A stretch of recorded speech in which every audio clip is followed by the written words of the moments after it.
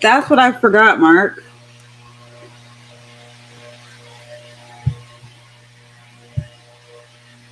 You ready? Yeah. In three, two, one.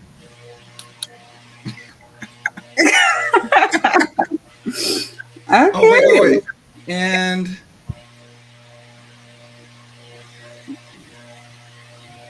Am I pointing at it? Does it look like I'm pointing at it?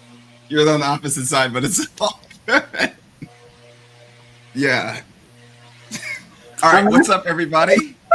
Hopefully, you guys like the new digs. If you like it, go ahead and hit a like button. And I think it's somewhere down I'm confused below now. here. Now I don't know where It's anything somewhere is. down below. But thank you for joining us. Welcome to the Come Up series, aka the Av. Hope you guys like it. Hope you guys like the new digs. Jolene, how are you doing today? First, before we get into all the hoopla and everything else, because some of us are still waiting in the waiting room, listening to nice elevator music. That's hilarious. I'm parched. I left my water in the kitchen, so Do we need to like run another intro so that way you can go get some water? no, I'll get it. I'll get it right at the um Don't moment. worry, I'll find it. I'll find a time for you to sneak in and get it. So don't worry, I got you. I got you covered. But other than that, no, I'm great. I'm great. Like it's a fine Tuesday per use. I'm doing great. Doing great. How are you Okay, doing? I am fantastic. A lot's been going on in the startup world, which Oh, I can't wait to talk about that. when are you delivering my shoes? Excuse me. The patent joints right behind you. I'm gonna go with an absolutely not because When these are were a those coming birthday over gift. here? Those were Y'all, definitely Mark a is birthday hating on gift. me. He I is am hating on not. me. No, no, no, no, no, no. So there's a story behind the patent leather Jordans story, and Okay. you know what? I'm gonna definitely tell you guys now. So it starts off with. No, we're not gonna talk about it today. That's for another day. But I definitely will.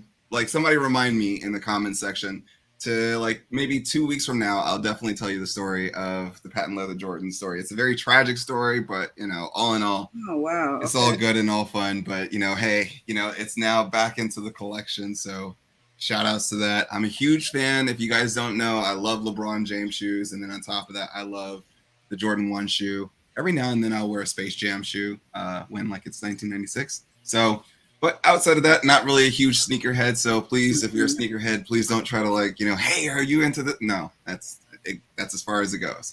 But all right, so let's get into the nitty gritty because that's not the reason why you guys came here to hear about my spending. Let's talk about let's talk about these markets and everything else in between that helps you on your wealth journey. So, without further ado, what's up, everybody? I'm Mark Monroe, accompanied by my wonderful co-host, co-producer, co-creator, and all things galactic. But hey, yo, I see you in the white with the splash of lace. Give it up for none other than The Lady. angelic. No, I Oh my changed it now. God, The angelic Jalen the GC engine. and the place to be. I'm Is feeling. that because of the lace inspired? I'm just feeling very, very light and airy. I don't have too much to complain about. So I just feel very, pearls and lace. You know what I'm saying? That's how I feel right now. All right, well, I'll take it, and that's dope. All right, so if you haven't subscribed yet, go ahead and hit that subscribe button down below because there's a ton of great content just for you, so that way you can learn. And on top of that, it's free. And because of the fact that it's free, I feel, I'm just kidding, I think that it would be definitely warranted that you go ahead and smash that like button. So we got 310 people currently right now loading in. And so if each and every single one of you could just be so kind just to smash that like button, we would totally appreciate that. Just in the words of Joe DeLynn, totally. All right, so and on top of that, if you want to be in the know, like who was first today? Like, who was first in line? Shout outs to Curtis Lane saying, Hey, let's get Curtis. it, cousins, because he had his bell on and he was ready and he had his, it was either on the phone or the laptop He or was maybe ready. even on his television. Whatever it was, shout outs to you, cousin Curtis, because you were ready and you were out here. So we salute you. All right. So without further ado, Jolynn, how did these markets do today? First of all, what does the cousins is still NGC in the place to be? Let's get into what these markets are looking like on this fine Tuesday. We got the Dow coming in at negative 1. 654.02, which now leads us to, let me see, we're at 32,909.59. That's the level we're currently at. S&P 500 was negative 9.26. We are now at levels of 4,128.73, and the NASDAQ at a 0.00 percentage, but we are at negative 0.27.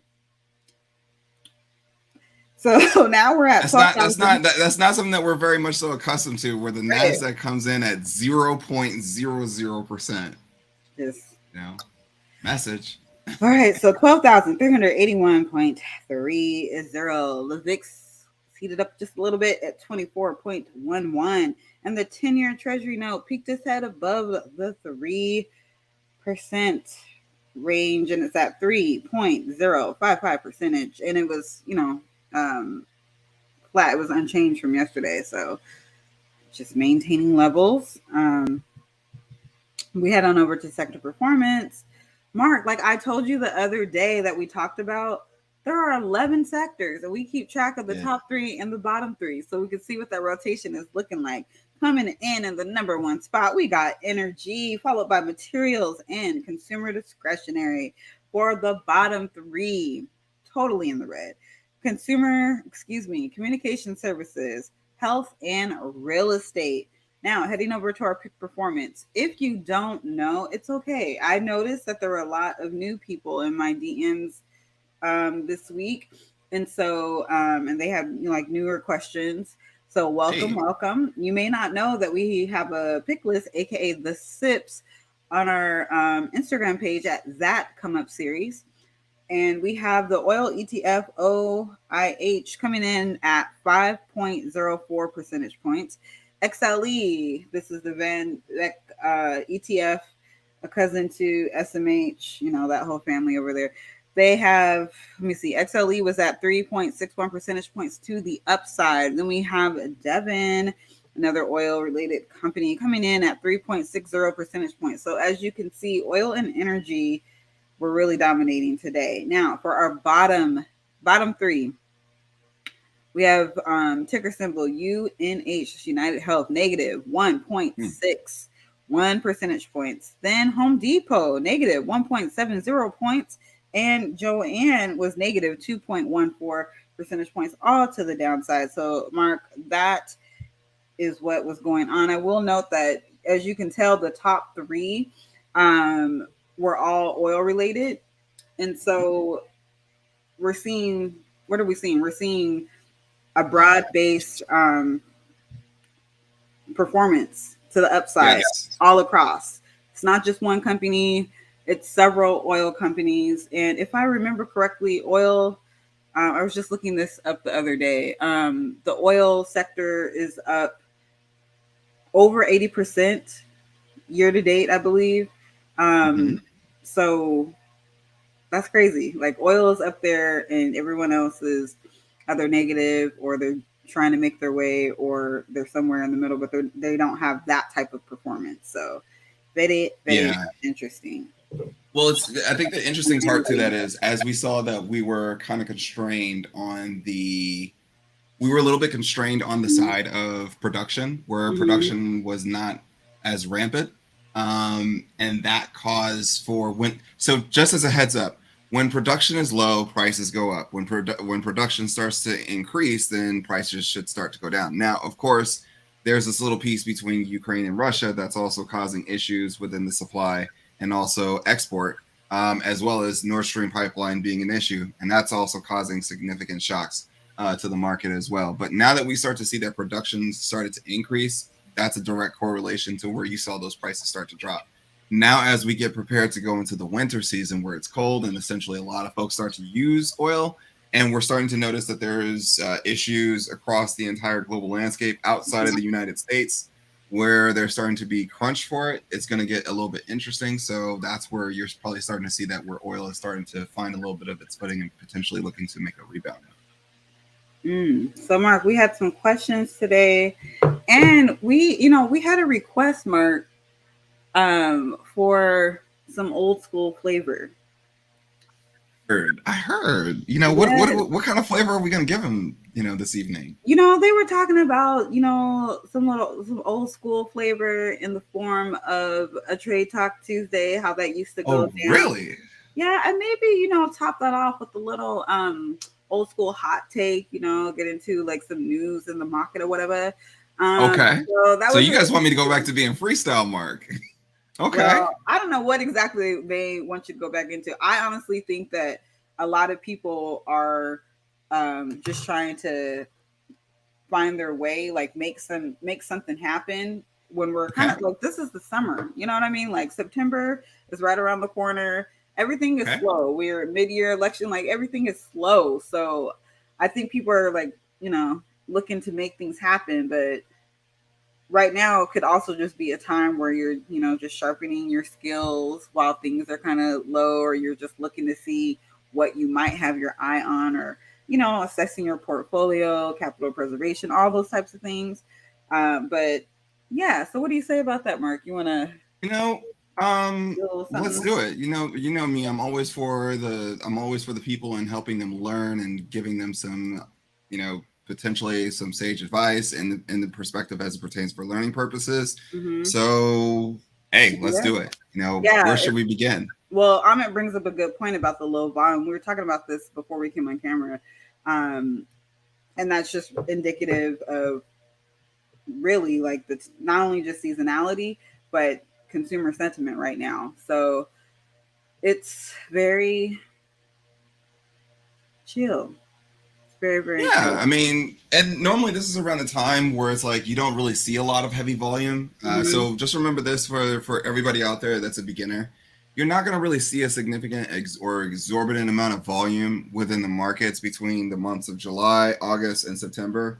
Because just think about it. Just like when you want to go on vacation, so too do, say, for example, folks that work on Wall Street. So things are a little bit more quiet, a little bit more subdued. And then essentially, as we get back into the swing of things around late September, early October, that's when you start to see that things start to pick themselves right back up all over again.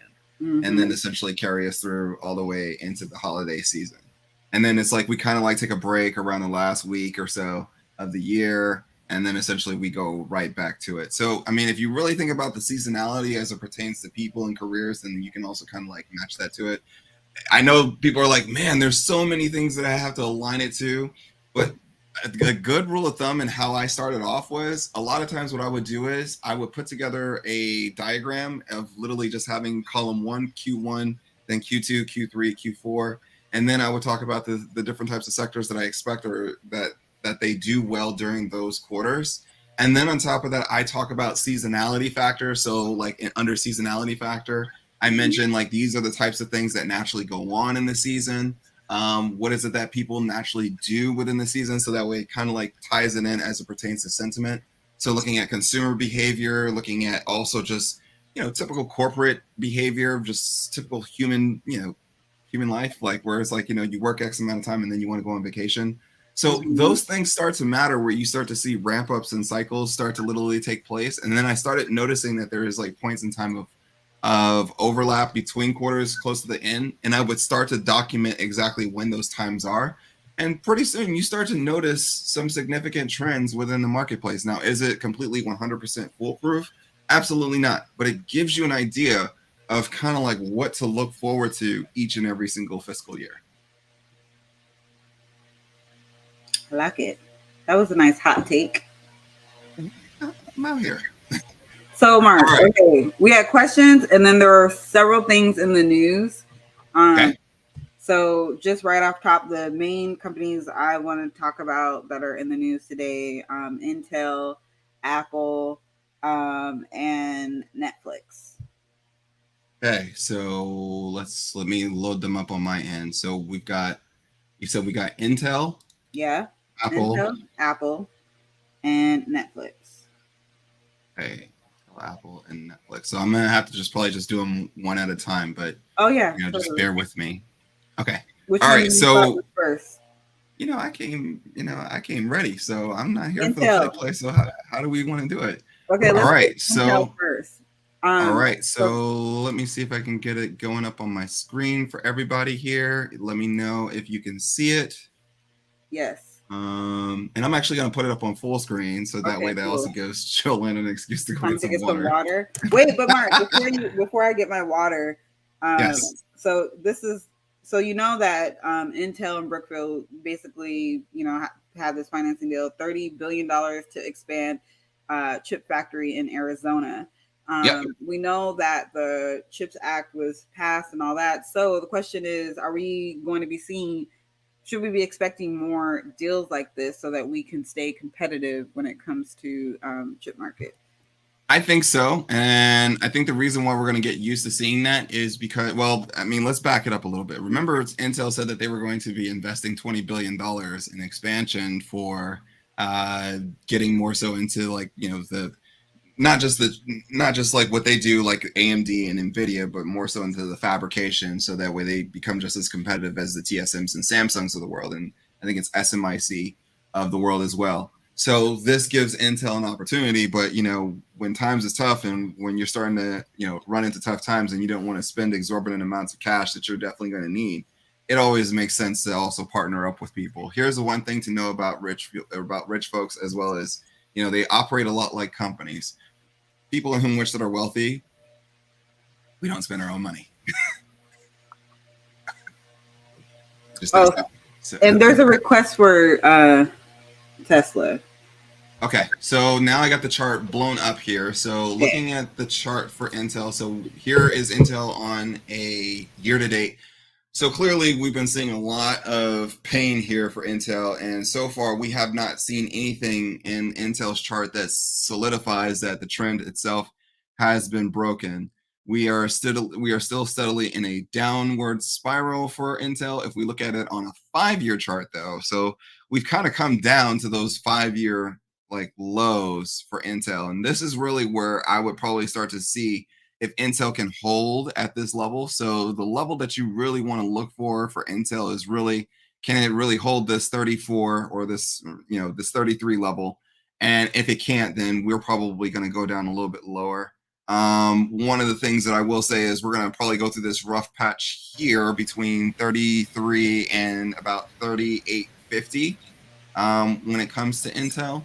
And then when we can break past this, then essentially we're going to start seeing more of that upward spiral or that upward incline. But remember, this is a company that says that it's going to take them 5 years in order for them to get back on track and for them to see their investments start to solidify. Intel has a chip by the name of the Intel Arc, which is their graphics card that they created.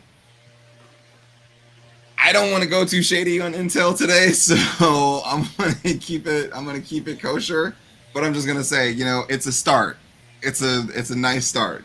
And the reason why I'm not going so hard on Intel because of the fact that we need to see competition. When you don't see competition, then the innovation itself starts to slow down. So those are one of the things that we definitely want to pay attention to for Intel. But remember, this is a company that has already told you it's going to take them 5 years. So is this a port in where you want to look at it as it pertains to accumulation? Well, I mean, look at it like this. We're sitting at the 2016 and 2018 levels or 2017 levels for Intel. So for me personally, if this were me, I would definitely be looking at this as a strong buying opportunity for myself and start adding some of this into my portfolio. Now, am I going to throw the whole bag at Intel? Absolutely not.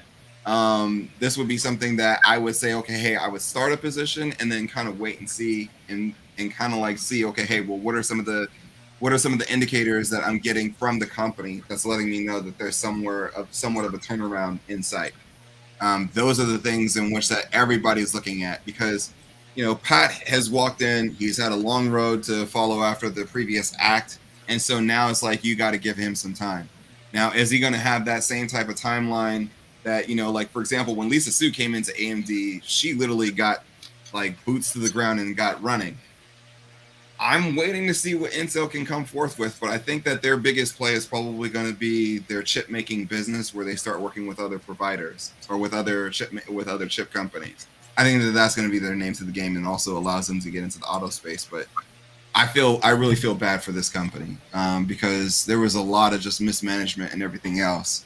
But I would say that the story is not completely over. I think that an AMD and an Nvidia need Intel in order to essentially, one, continue to solidify their place in the market, and then two, to solidify that, again, that there's competition, so that way you get effective pricing and consumers are happy, and when consumers are happy, the entire industry flourishes. Okay, What's the so next company? Apple. So okay, there's a lot of things with Apple. So a couple. I think this was. I want to say this was in 2020 or maybe early 2021. We talked about Apple and moving their manufacturing to India, Yep. like especially in the context of the U.S. China war, blah blah blah, and Yeah, we supply chain mentioned India issues. and Vietnam. Yes. So Apple was in the news about saying after the iPhone 14, manufacturing of the iPhone will all be in India. Mm-hmm. And so that's interesting, especially when you look in the context of um, Taiwan Semiconductor giving like basically giving warnings about the impact of any U.S. China, or it's not U.S. China, sorry, Taiwan and China war or Mm-hmm. any fallout. And so when we look at or not Intel, excuse me, when we look at Apple being a Mm-hmm. leader and how when things were going down with the supply chain issues, how they were already thinking ahead.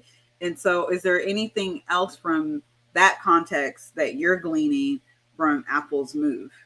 Yeah, so I mean, it's like the writing was kind of like on the wall, Mm-hmm. around the time that, like, because a company like Apple, they don't take kindly to threats, even if it's directly or indirectly. They Mm-hmm. do not take kindly to it. And if you're looking at one of the best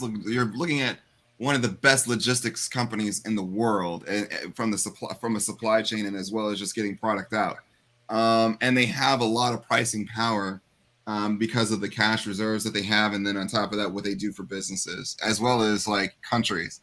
But like any other company, China is also starting to get more expensive. Mm-hmm. And when you start, like, think about a lot of the clothes that are made that were once upon a time where nobody could touch China's manufacturing as it pertains to making clothes. Now you're starting to see clothes made in other places because of the fact that, one, it's cheaper. It's definitely cheaper to go there. And then on top of that, too, it's like there becomes red tape after a while. When the economics start to get better, then the red tape starts to also get a little bit more thicker. And I think for Apple, it's like it makes sense because of course they're protecting their bottom line. They're also protecting so many other. There's already so many variables there, but it's like we can't just look at it as just China and Taiwan as the major factor for Apple to leave. I think it's a plethora of things, and I think that China to Taiwan issues happens to be one of them. But keep in mind, Apple's got into its own manufacturing process, or into its own process of its own silicone-based chips. But it makes sense for them to go elsewhere to essentially create the same product, but also bring down their marginal costs and their variable costs lower, so that way essentially they can improve profit margins. And I'm probably suspecting that they're not going to completely leave China. I think that they're going to probably move some of that capacity over to somewhere else, or Mm-hmm. keep the capacity in its existing location, but create other new products that are supposed to be coming down the pipeline somewhere else, because of the fact that, again, it's cheaper to create there. And you already have those multi-year contracts established in China. So, again, if you ever get a chance, I know that Visual Capitalist once upon a time had it, where they Mm-hmm. had an infographic showing you all the different places of where Apple products come from. But at the same token, since Apple has started to really take ESG seriously, you Mm-hmm. started seeing that they recycled a lot of its material, a lot of its products. They're also getting into the renewable of raw materials. So as you trade in a phone, that phone goes into a machine and gets recycled, and then it gets shipped off somewhere else, and then it gets pretty much recreated into something new. It's kind of crazy, but it happens. I mean, if you look at, let's say, it's no secret that now you're starting to see the iPhone SE starting to take shape and form and fashion of what the iPhone 10, pretty much milestone looks like, because everything after the iPhone 10 or the iPhone X, pretty much it looks the same with the full screen with the Mm-hmm. notch. So it makes sense in the sense of pretty much a supply chain, in the sense of moving some of that over, so that way you can, relieve yourself of some of those costs. Zip.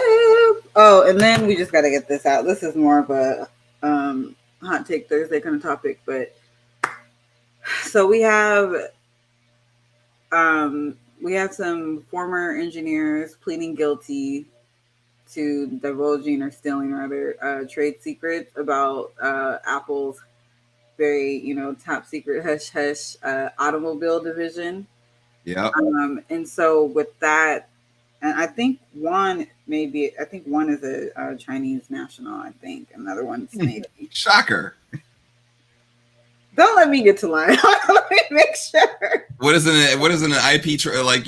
One of the things about doing business over there in China is IP transfer, and that could be somewhat of a huge, sore for a lot of tech-based companies, and that's one of the things that was really a huge issue because of the fact that a lot of IP gets stolen and then remanufactured and then essentially sold for cheaper. And especially since China is definitely trying to make a significant move, or a lot of Chinese companies are trying to make a significant move into the EV auto space. So in a competitive space like that, taking trade secrets and everything else, or just taking blueprints or anything, any material from a company, it's like that can be very much so altering. And you're talking about, billions of dollars, if not over the long term, you're talking about trillions of dollars. So that matters.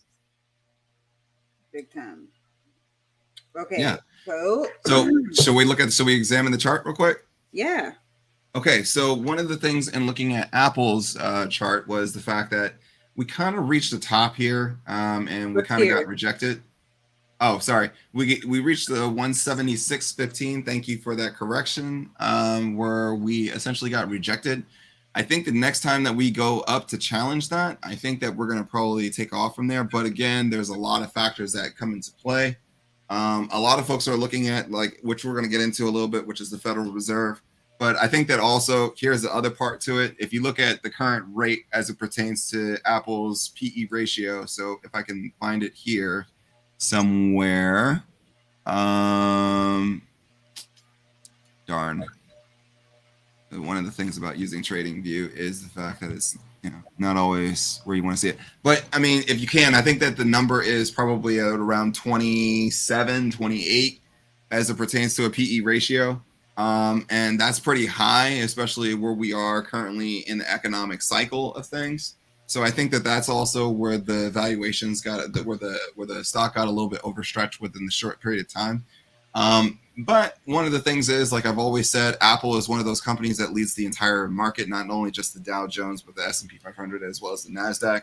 I mean, imagine if you have Apple sitting here back up, almost close to running up towards those highs again. Again, one of the things that I would say is pay attention to this company because it will tell you a lot about U.S.-based companies, especially the tech space, which is the leader of the S&P 500. But where we got to this point, I think that Apple represented at this point, at this valuation and at that PE ratio, I think that it had represented, I think 7.6% of the total S&P 500. So that's major when you think about it. Like Apple alone is probably worth, what is it? Just about the same as the industrial sector combined, or say, for example, if you put a few sectors together, it's the equivalent of multiple sectors if you bunch them together. So something like that to put into perspective into your headspace of why the stock has probably taken a breather, alongside with Treasury yields also starting to spike up above spike at a 3% yield, which of course that doesn't really do well for the tech sector. But in the grand scheme of things, I don't really think it's going to have a strong foothold on that sector. But that's just my long-term view. Okay, now for Netflix. Yep. So this is one thing. I think it was definitely on a hot take Thursday, where you were basically just you had to have a sit down, come to Jesus talk about Netflix and what they were doing, and I guess emphasis on what they weren't doing or what they could be doing. And one of the things you brought up was gaming, and that was a while ago. And Yeah. so, now they're being more public about getting into the gaming streaming um, era. So it's just going to be tough for them. It's just going to be tough for them in the beginning, you know. And the mhm, reason why it's going to be tough for a company like Netflix, I mean, as you can see, the stock has been completely crushed throughout this year. I mean, it's trying to find some type of footing. I mean, we're back at we kind of like came back as a support level all the way back to the 2017. And this is again, we're seeing stocks that are being hammered the most. Look at their DNA. They're all like the certain DNA of companies when you see them back at their 2017 levels or what they were 5 years ago. That's mhm, telling you something. And so now, well, I guess now we're at 2018 level. So it's like almost within a quarter, we're going up by, say, for example, levels of the year. Um, but all jokes aside, I mean, I think that Netflix, you know, showed its cards too late. And on top of that, again, it's like it's one of the worst times to be coming into the gaming space or to really be flourish or to try to thrive within a space that has kind of gotten a little bit exhausted due to, you know, the pandemic and everything else. Now, all in all, I mean, again, I'm going to say that for a company like Netflix, sit tight. Do I believe that? Am I in the camp that's saying that, you know, Netflix's, you know, best days are behind it? I don't think so. I think that, you know, if I had to make a choice of companies in which streaming companies that are going to probably face the music before Netflix, mhm. I would probably say I would probably bet on Hulu being one of the, Who? yeah, Hulu. Because of the fact that they're a part of that whole Disney bundle, I would see that they would probably just become unraveled and then essentially just really just become Disney Plus instead of just having Disney Plus and then having Hulu and then ESPN Plus, which doesn't really quite make any sense to me. But hey, God bless. I understand that they're within the live TV space, but again, you know, doesn't really do it for me. What I like about what Netflix is doing is the fact that, you know, whenever you're taking any such great undertaking, Mhm. it's gonna take time. You know, like the good old Chinese proverb says, all great things take time. And so the beautiful thing about them is that they have a lot of intellectual, you know, titles within their stable that they have acquired. Now, mind you, everybody got so mad about Netflix, and one of the things that I would harp on them about is there's consistent spending on lots of content. But now what they can do with that content that they've now acquired and now that's a part of their IP, they can now turn those into Yeah. titles and then start putting those on PlayStation platforms, Xbox platforms, PC platforms, along with streaming through the cloud. So all is not lost for a company like Netflix. I think the thing is, it's just that, you know, this is the time where we typically see that gaming is kind of like at a lull period. If you notice, a lot, for my gamers out there, you understand the narrative that's going around. You see a lot of games out there that are being delayed till 2023. So in that light, I would give Netflix the benefit of the doubt and say, okay, let's see what the company looks like next year.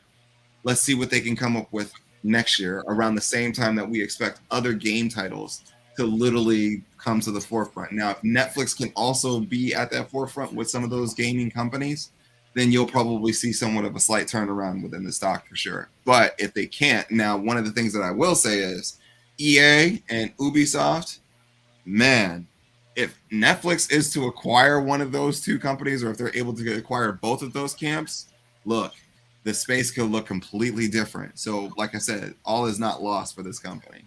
Question: Why haven't we seen or maybe I just haven't seen it, but so I'll just say why haven't I seen more expansion into international offerings? And I say that because um, when I had to go and hook up the IPTV so that my husband can watch Manchester United games, um, it was so difficult waiting through all of the potential providers, Yep. and then trying to find one that was compatible with the Yep. TV and the shortcut app and all that. So, what is the Yeah. reason why we don't see just that ease? Because it'd be great to turn on It's Netflix the first. licensing. It's the Okay, licensing. why You not know, spend it's like, money there though? Was it that look, expensive? I don't sit on the board of a Mhm. Netflix, but you know, here's if anybody from Netflix is paying attention to what I'm saying, and I know that there are cousins in here that work at the wonderful company of, you know, Big Red, aka Netflix. Mhm. I know that gaming is one of those things on the forefront, but one of the things that you should be paying attention to, and it kind of like speaks to what we saw over the past weekend over the Pro Am leagues Uh-huh. when LeBron James went to the, you know, though Was that was here Am I back fiasco. on We're or not back? let's not talk about it. But like Okay. stuff like Drew League and all those other things, Uh-huh. there's a huge market of folks that want to watch like maybe amateur sports and pro-am sports. That would be a space and would be very, very interesting if a company like Netflix stepped into that space where now you get to see not only just like, your typical mainstream sports, but it also brings out other sports as well. And it provides such a platform for them. So that way it's like you can link certain things together. Like I said, there's a lot of levers that this company can pull. It's just a question Mm-hmm. of will they do it? Like Mm-hmm. that's the thing that like it's not that they can't do it. It's the question of will they do it? I mean, that's the thing when you look at any other company, when you look at every company actually, a lot of times people only pay attention to what is it that their current revenue drivers are. And those things is like after a while they get stagnant. But in order to keep things fresh, you got to always think about what's the next vertical integration. Where can we go on the next S curve? And if anybody can get it, I would probably say Netflix can do it because of the fact that they've done it before, going Mm-hmm. from DVDs to then streaming, and then now trying to get into gaming and cloud as well as mobile through the Netflix platform. I think that there's other opportunities and levers in which that they can pull, and it's not to say that they haven't done it before. It's just a question of will they be able to buy in, and if the leadership is struggling where it's gotten a little bit too stale there, then that could be a challenge for the company. Mm-hmm. All right, let's transition to some questions because we had some. All right. Um. Wow. Okay, we're not gonna answer that question. Okay, so let me just. While we're waiting on the question, I would just say like because I know people are like, well, hey, Mark, well, what do we still have this chart on our screen? So I would say, now that we've seen Netflix kind of like come up to Oh this yeah, I'm next sorry. level and kind of Yeah. like fill this gap and then come back down, I would be looking to see if and filling the gap up to the 230, 240, well, really 250 level for Netflix. And now that it's back down to, I think, of a level 224. So I would look to see if it can actually hold its footing between the 220 and the 224 and 220 range.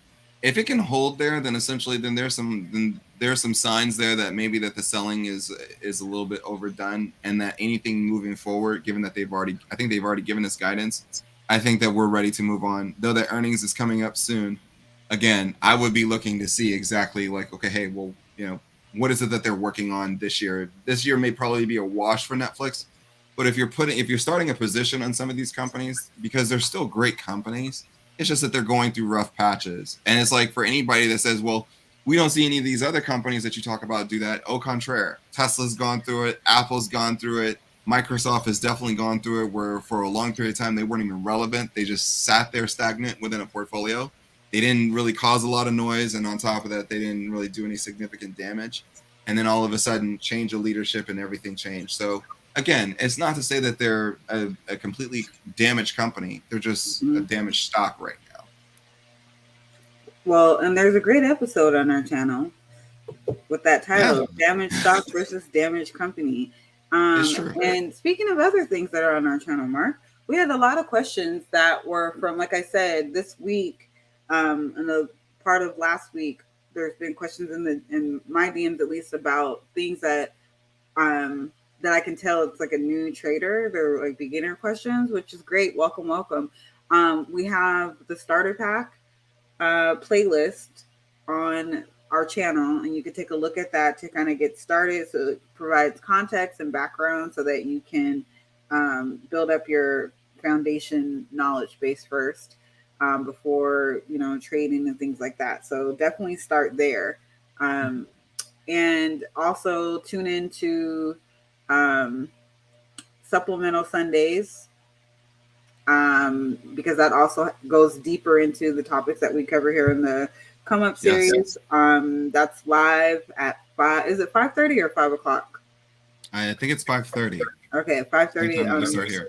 okay on Sundays, and yeah, start there. So everyone that had those earlier questions, like those are fantastic places to start. Link arms with some of the other cousins. Um, you can look up Come Up Cousins on Facebook and get in where you fit in. Link arms with someone and form your groups to like study and start breaking this stuff down, especially with some of the OG cousins out there. So I just want to take a moment to point that out, like to look at the channel for resources. Will Microsoft help Netflix with their gaming? I mean, it's possible. I mean, Microsoft has gotten more so into the open source, so they're peeling back the curtain. And again, but again, it's like I think that they're slightly different right now, for all I know. But again, I could see that there could be a bridge in between where Netflix could literally work with Microsoft or a place or Sony to create exclusive titles for, or license the material, just like how Sony does it with Spider-Man series, though that Disney wants to own it, but it's technically owned by Sony. So you could possibly see some things that go through. It just depends upon how is it that they want to finesse the deal. Okay. And then there's some questions. Okay, so earlier we talked about the time right now, things are slow, blah, blah, blah. Okay, so what types of catalyst will it take to get the party popping? Well, I mean, what didn't help the party was the fact of the Fed meeting notes, which, I mean, honestly, it was no surprise to everybody. It's like, the thing that never ceases to fail is that when you're getting meeting notes, it's something that took place from a month ago that we've already lived, and now we're just having to read the rerun. It's like watching Game of Thrones, by the way, great new series. Oh, I didn't. Did you watch? I saw it. Okay. And well done. If you're a Game of Thrones fan, go ahead and throw that up in the chat. But also, the interesting thing is everybody's waiting on the Fed. Like, there's been a lot of hoopla built up towards the Jackson Hole event, where everybody expects Fed Chairman Powell through the symposium to speak, and that should provide a lot of color. Some folks are in the camp of saying that we expect another 75 basis point rate hike, which is, I mean, kind of like unreal. In my book, that the fact that we're in a year where we see 275 basis point rate hikes at such ridiculous speed. But again, it's like, it's all eyes on what Fed Chairman Powell has to say, and I think that that's what the market is waiting on. There are talks about like the NASDAQ, there's a 10% move expected based upon what it hears from Fed Chairman Powell, and then an 8% move from, let's say, within the S&P 500. Funny fact, Jolene, 8% from here of where the S&P currently is. Do you know where that would place the S&P 500? Where? It would place it at 4,600. I almost said 45. Okay, 46. Okay. Some folks are definitely in the camp of thinking that the S&P 500 goes all the way back down to 3,500. You got folks like from like Jeremy Siegel that are saying that pretty much the selling is pretty much overdone, and now we're restarting the bull market run. I think that what we did was we kind of topped out, and I think the thing to look at, I guess, let me go ahead and pull up the S&P 500 just for record. So here we have the S&P 500, and as you can see here, I still have that long-term trend that's here. Let's not pay attention to the buy-sell volume because that doesn't really matter, and I'm going to actually get rid of the volume because at this point it doesn't really matter either. But well, let me bring that back. It does slightly matter because what you see here is that you're starting to see that the selling is starting to subside, and essentially that the volume isn't as heavy as it once was. So, but again, take that with a huge grain of salt because of the timeline and where we're at. But one of the things that we're starting to see is this: we're still along this trend line, and we're still within the long-term bullish trend line here over the long-term period, which I drew out from here. If you want to look at the US 100 over US 500, what is I started it off for everybody. So if I look at it from here on the S&P 500, that's about 1818 all the way to where we kind of like hit the bottom in June. And that's pretty much June 14th where we bottomed out, and that was at the level of 36.31. And then since then, we've kind of like just moved up to the upside, kind of like indicative of what you see with Apple. So again, we kind of topped out here where we got rejected from the level of 43. I think it was like 43.16 or 43 and some change. And then again, we came back down. So again, I wouldn't be surprised if we kind of like rest here. And I technically wouldn't be surprised if we also rally tomorrow. But again, it's like all eyes are really looking for the Fed. So, of course, if we're using TradingView, though, that I wish, I actually brought up bar chart first because it would have given me a lot more insight. especially when we talk about PE ratio for the S&P 500 and many other things. It would have told me that pretty much we got a little bit overstretched. So if I literally go here and pull up on my indicator of relative strength index and pull it up here on the screen, as you can see, we had got all the way up to about a 72 in the RSI. Now, anybody that remembers in RSI levels, when you get to about the 70 levels, then that's letting you know that we're oversold or we're overbought. And then when we get to levels of 30, we're oversold. And sure enough, around June 14, we were oversold in the S&P 500, where the RSI was pretty much around a 31. And then again, here we are right now at a 49. So we've definitely come up off of those highs significantly where we had that steep drop. So I would be looking to see exactly if we rebound from here. But again, Friday is the day where we really look at and see what takes place moving on from here. And like I said, all eyes are on the Fed. Yes, it is all about what the Fed said. Yes. I didn't have to sing it this time. So we already know that the Fed is one of the things that they do is, keep inflation in check. So there was an article on Apple, one of my Apple News feeds, and the Fed's Kashkari says his biggest fear is inflation will be more persistent. So, Yeah. given, Can I give you what I think is going to happen? Your hot take? Yeah, sure. So I think the Fed will definitely raise rates going into early 2023, so around March 2023. But then after that point, I think that we're going to probably start to see where the Fed backs off. And then we could probably be seeing, if we're in a recession, that opens up the door for quantitative easing. I think the thing to watch out for as we move forward, looking at the quantitative tightening. But here's the thing that a lot of people aren't paying attention to is what the Treasury is doing. So I'm not going to tell you guys. I want you guys to go and do some homework, because you know me, I love to send you away with some homework. But look at what the United States Treasury did around the same time that quantitative easing had come to its end. Look at some of the tools that they started to run forth on their side of the table as we started to see that the Fed was backing off. It will actually start to give you some interesting insight. It's oddly riveting. But again, I would probably suspect that we probably get to a point of maybe a 3.25 as it pertains to the rate. I don't know if I can truly put my hand on a 3.5, but though it's possible as it pertains to Fed funds rate. Mm-hmm. But again, I do suspect that we will have some rate hikes moving forward, though that I will say, I'm on the lookout to see if we get another month of showing us that core inflation has started to slow down, or it started to normalize or stabilize. Not saying that we're just going to immediately just drop, but more so in the sense of a precipitous drop where it's like, okay, hey, we've started to flatten out. That's what I'm looking forward to. Now, for all we know, we can see, and Chuck said it best, things like food and energy, they fluctuate. But one of the other things to look at, though, is that a lot of folks aren't paying attention to is rent.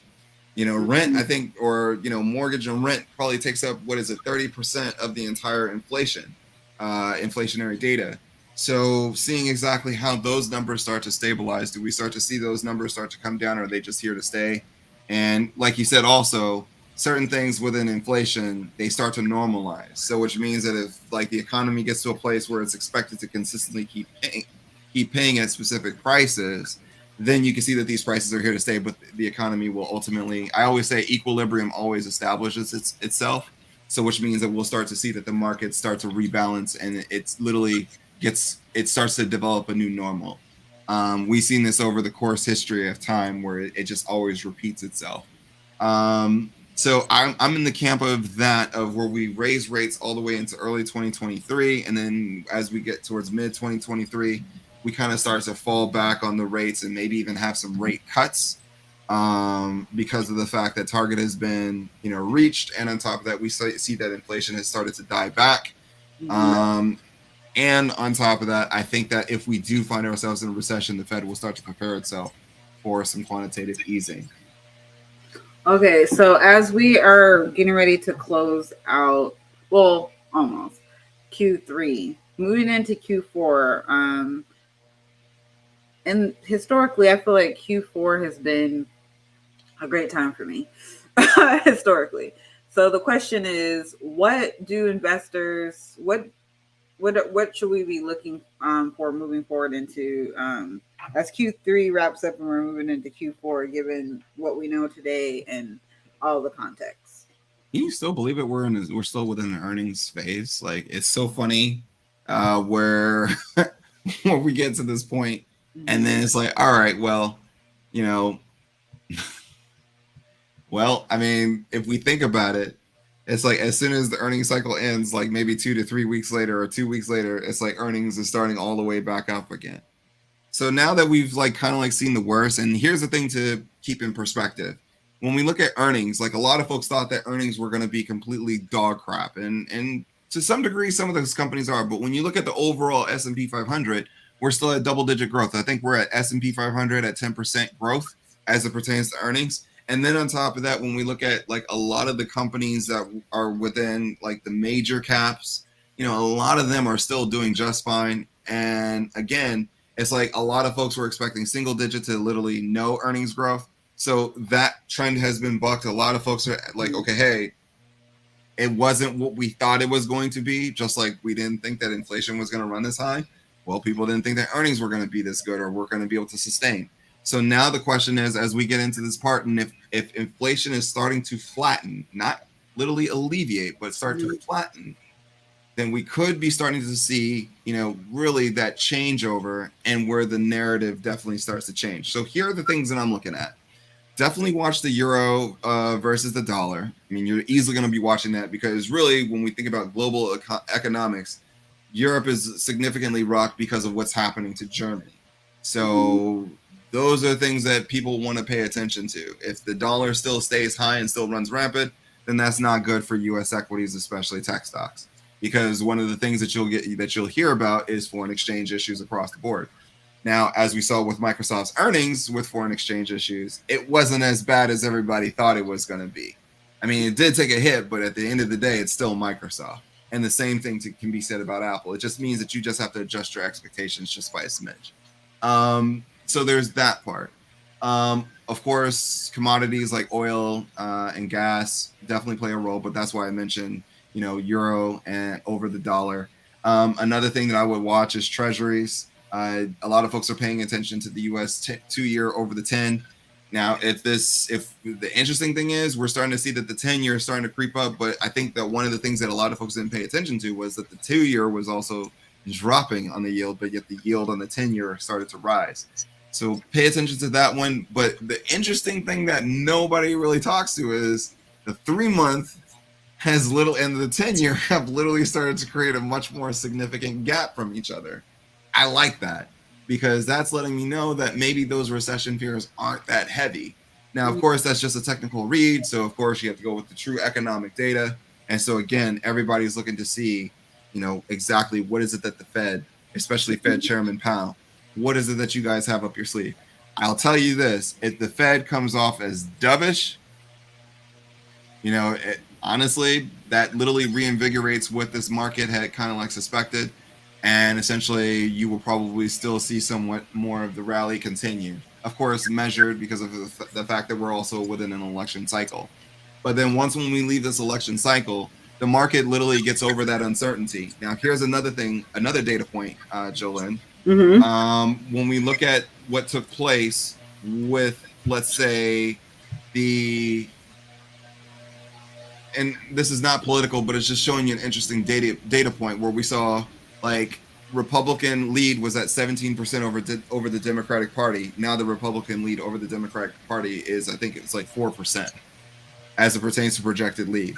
So now we're starting to see those numbers come in a little bit much more closer, a lot more closer. So those are things that the market is also going to start playing into perspective as we get closer towards October. So there's a lot to watch, but the more that the uncertainty starts to come off the table, and the companies are still going to be the companies, they're still going to be who they are. but over a period of time, they'll be just fine. The reason why I didn't throw up Tesla on there because of the fact that I still expect that Tesla is going to grow at 50% growth. And I also expect that, you know, we're going to hear pretty good things. I got an email about my Cybertruck order, so I'm pretty excited about that one, saying that, okay, hey, the things are still pretty much on schedule. The other things that I'm looking at and I'm hearing hints about that there could be another product release coming to close to the end of the year, as well as another Gigafactory. I'm hoping that it's in Canada, but there's a lot of things that are definitely transpiring. So, just a recap for everybody, you know, pay attention to, of course, what's happening in the economic landscape, but then at the same token, you know, examine exactly how strong are those companies that you're interested in, examine how strong are their business models. And remember this, whatever you're seeing taking place right now, it's already been done. It's already been baked in. So what you're seeing the stock price in is like, this is what, you know, analysts have thought about like literally a year ago. So now what we're focused on is the next 12 to 18 months.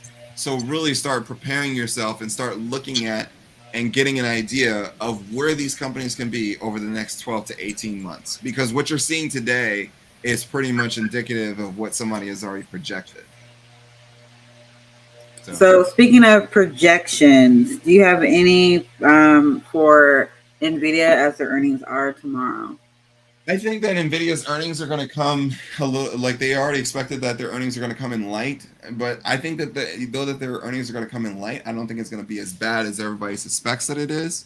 I think that also things to prepare yourself mindset wise.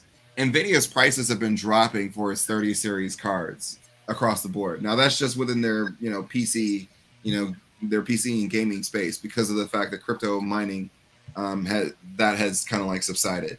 So we see a lot more inventory still sitting here in the market, which is good for consumers because now they can buy at decent prices. Mm-hmm.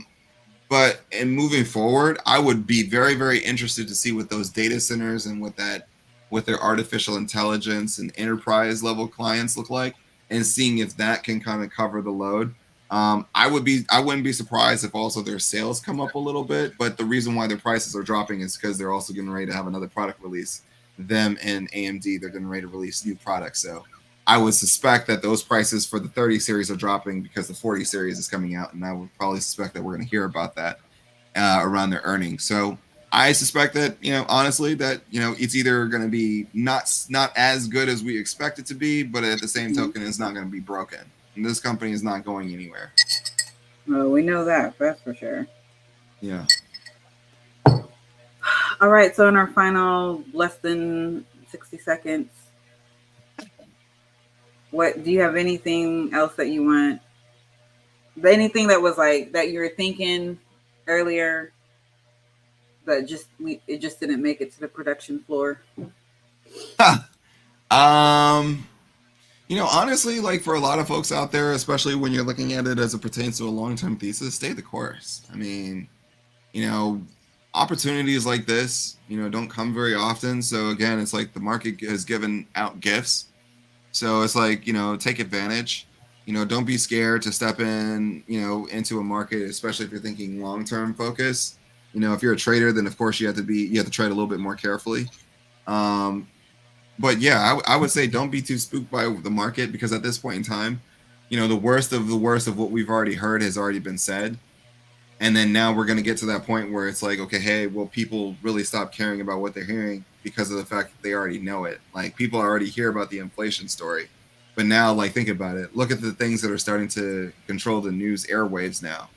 It's not the same of what it was 4 months ago. The same things that plagued the market are still here. So those are the things that I would definitely say pay attention to. Shout outs to our friends at Bar Chart, though, that I feel horrible that I couldn't do the charting tonight on today's episode, but I will be doing a Twitter Spaces tomorrow after I think after market close. I'll be doing a Twitter Spaces with Bar Chart, talking about like some pretty cool things that I'm seeing, and maybe even go in depth and maybe answer some questions out there, and just give a little bit more in depth some of my thoughts. But yeah, that's pretty much it. Like, outside of that, y'all have a wonderful week. Yes. It's dinner time. It's it's factor time for me. So, um, Yes. all right. Well, everybody, thank you so much for watching. We really, really appreciate you for just giving us the time on your screen to be able to share some knowledge, some insights with you. We look forward to doing this again next week. So be kind, keep learning, keep researching, because the more you learn, the more you earn. Until next time, I am Mark Monroe. And I'm Jillian GC in the place to be. And this has been your come up. Thank you for watching the Av. If you like today's episode, go ahead and hit the like button, subscribe, and on top of that, go ahead and hit that bell. We will see y'all in the next one. Peace, y'all.